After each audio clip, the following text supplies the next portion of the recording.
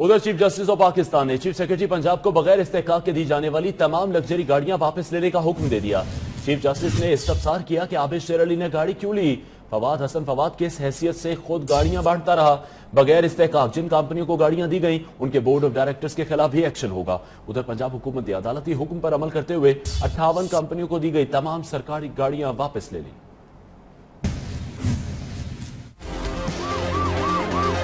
वज़रा सरकारी अफसरान बगैर इस्तेहकाक के लग्जरी गाड़ियां इस्तेमाल नहीं कर सकेंगे। सुप्रीम कोर्ट ने गैर इस्तेहकाक शुदा गाड़ियां फौरी वापस लेने का हुक्म दे दिया।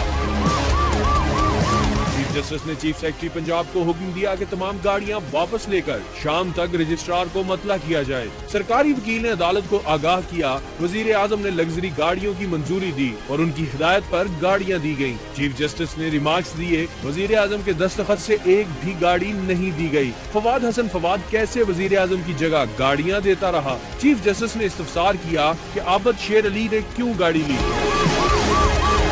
पंजाब में जो गाड़ियां वापस मिल चुकी हैं वो निगरान हुकूमत के हवाले की जाएं। बगैर इस्तेहकाक जिन कंपनियों को गाड़ियां दी उनके बोर्ड ऑफ डायरेक्टर्स के खिलाफ एक्शन होगा। उधर पंजाब हुकूमत ने सुप्रीम कोर्ट के अहकामात पर अमल दरामद करते हुए 56 कंपनियों को दी गई तमाम सरकारी गाड़ियां वापस ले ली। जराये के मुताबिक राना सनाउल्लाह समेत तमाम वजीरों और मशीरों को फराहम की गई 122 बुलेट प्रूफ और दीगर गाड़ियों में से भी 110 वापस ले ली गई है।